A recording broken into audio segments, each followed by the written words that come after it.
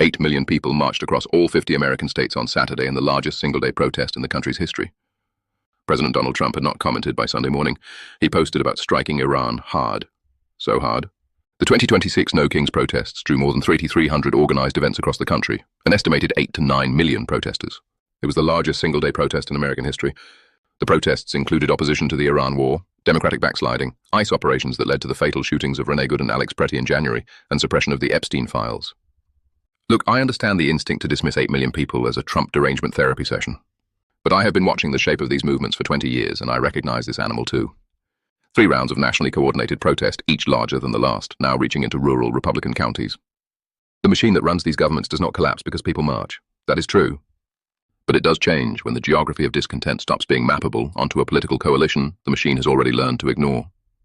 8 million people, no presidential comment.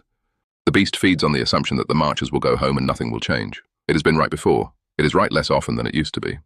It is right less often than it used to be. 45 people are dead in Afghanistan and Pakistan. Floods, this week. You probably didn't hear about it because everyone's focused on the fallout of the Orange Buffoons' war. 13 provinces, 1,100 families, 93 kilometers of roads erased. A 5-year-old killed in Daikundi when her roof came down. Afghanistan is one of the most climate-vulnerable countries on Earth.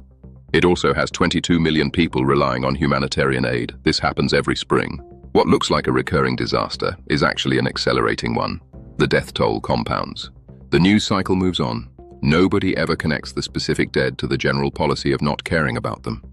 This is news from below. We count the ones they don't film. Follow if you think someone should. The president told a British newspaper his favorite thing is to seize Iran's oil. He said it, out loud, to journalists. The administration is weighing sending ground forces to seize Kharg Island, which handles 90% of Iran's crude exports. Trump liked the idea to what he did in Venezuela.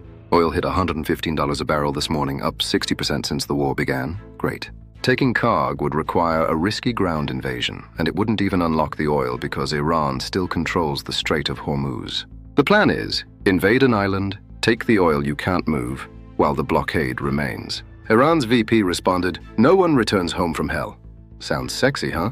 3,000 dead. Nobody has explained what winning looks like. This is the news from below. I'm a serious journalist.